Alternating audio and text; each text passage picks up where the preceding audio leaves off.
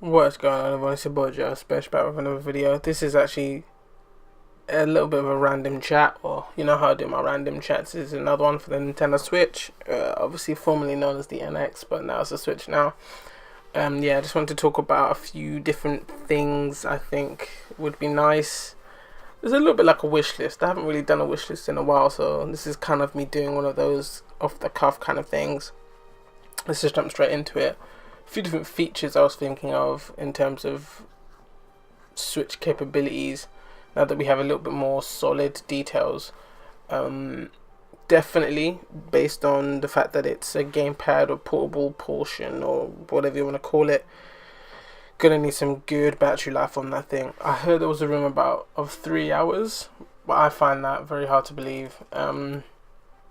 The Wii U wasn't actually a portable, so the battery life on the gamepad wasn't that much of an issue, seeing that you could always just plug it in, so it wasn't really much of an issue. But since the Switch is leaning more towards being able to do both, or promoting the idea of being able to do both, being able to walk outside your house and still play portably, it needs to have really good battery life to be able to carry out the promise of being able to do that. So that's probably one of the most important features, and that what also kind of comes stems from that. I think definitely in terms of screen, I think it needs to, from based on what we saw already, even though that wasn't necessarily the final version or the final product itself, but screen quality is obviously going to be really important. So I think it would be amazing if Nintendo could get at least 720.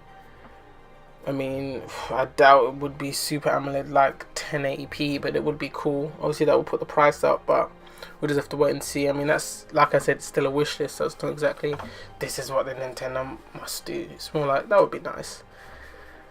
Also, based on just what we saw from the proof of concept or from the reveal trailer, if Nintendo continue with their trend of always having slight adjustments, slight readjustments of the reveal console and then the final version, the Joy-Cons could have a little bit more of a redesign. Not with the shoulder buttons, those are good. We finally have actual triggers, which is good. But in terms of when you're using it in Joy-Con mode with the tablet part, so not when you put it into the cradle or the grip, those don't look overly comfortable. I mean, I know the idea is not to be playing it in that format for like 20 hours, but yeah, just a little more comfort I think would help to promote the idea of using that form of input more. So that's just like a little features list. We're moving on to some games now. And funnily enough, I made this game list a couple months back actually, when everyone was going on about the whole AMD Nvidia power struggle, whatever. And on this list I've written a few different games. I might have actually said this already, but I'm going to say it again. It's going to be slightly updated. Splatoon 2 was the number one game I had on this list, and I kind of feel like Nintendo just revealed that with this Switch trailer. I mean, especially at the end where we have that tournament taking place. Yeah, Splatoon is just the absolute unsung hero of the Wii U. A lot of people were kind of like, yeah, that looks alright.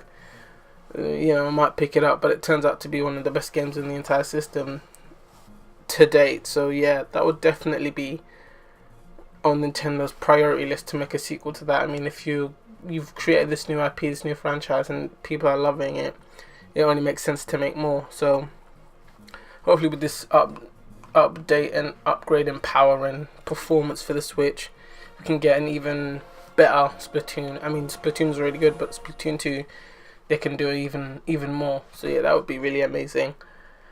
And now that I know for certain these are no longer wish lists, these are more, I would really love them to be ported over now. Since we know Telltale is a partner, you know how I love Telltale. We can get the Telltale game anthology or whatever you want to call it. I'm talking Batman, Game of Thrones, Minecraft, Walking Dead, Wolf Among Us, and the upcoming Marvel games too. All of that jazz. Because I think especially with the game cards taking over from the discs, and Telltale are very much pushing for digital games. Most of the games are digital first, then you can get the disc one later. I think that would be advantageous for them and for Nintendo to be able to show that they have this huge digital game library with games that people want to play. So yeah, I think that would be really awesome. I mean, it seems likely that Telltale would do that. I mean, you can make even more money again for another form now, another console. You can bring out your games again and people will buy them again. So I think it would be really good. Also, now that we know that the Switch is powerful, a game like Destiny 2 would be really good. I'm not really that into FPSs anymore, but I did have Destiny 1 on the PS4. I enjoyed it. I think that there's a lot of potential still left in that game.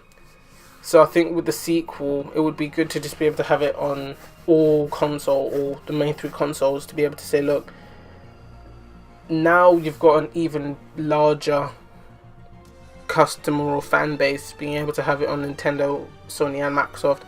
That would be really, really impressive from Nintendo's point of view, in terms of being able to get Bungie to actually make a game like that run on the Switch. It would prove how powerful the Switch is. And for Bungie, it would be good to have, like I said, another console to be able to have your game be sold on. So that would be a win-win for both, I think. Moving on to stuff that's a little bit more far-fetched. Not far-fetched, but more unlikely. There was a game on the Wii, I think I've mentioned this in one of my Yonder videos, called The Last Story. It was like Final Fantasy. I think one of the people that was actually involved in Final Fantasy might have made it. But if they made another one like those, that would be really cool. Like Nintendo exclusive once again.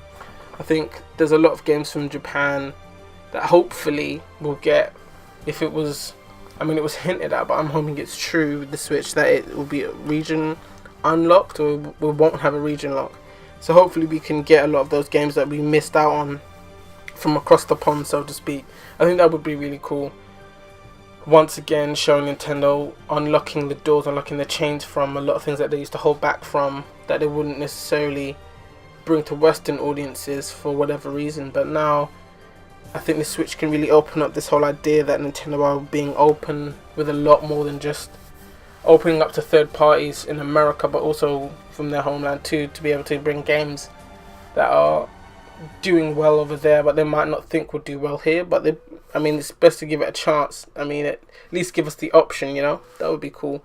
And that also ties into another feature that I would love the Switch to have, not to be region locked. That would just be, it just makes sense. I think it would just be good, really handy. And now, obviously, because we know that it's got this portable capability, and we know Square Enix are also working with them, Bravely Default, updated, beastly graphic version, I don't even care, just another one of those. I like Bravely Default, and Bravely Second, give us another one of those. Kingdom Hearts 3, I mean, I don't overly love Kingdom Hearts or Final Fantasy, have to confess. Don't really love those two that much, but I know that there was a lot of love for those two game franchises, and I think that if Nintendo could have those on their consoles as well, you're laughing. Like, that, those two games just print money. So if you can have that on your console, and you're going, yeah, you know, I mean, even this literally just came to my mind. It's a little bit of a crazy idea, but even if they could get amiibos running in games like Kingdom Hearts now, so you could put Mario into the game as an ally or something. I don't know. That would be really cool, just to expand the whole idea of amiibo being able to communicate with games that aren't just Nintendo created games. That would be really cool. Ooh, speaking of which, a game that's kind of built around amiibo would be kind of cool too. A bit like since it doesn't exist anymore, Disney Infinity, or like Skylanders, but like the Nintendo version, like a toy box, sandbox type of thing with amiibos, because then it would also kind of generate even more sales for amiibo. The idea that you're buying a game that's dependent upon them, so obviously you're going to want to buy more of them in order to enjoy that game, because I mean, Disney Infinity was doing really well, but for whatever reason it's gone. But yeah, I think Nintendo could definitely capitalize on that with amiibo, so that would be really awesome.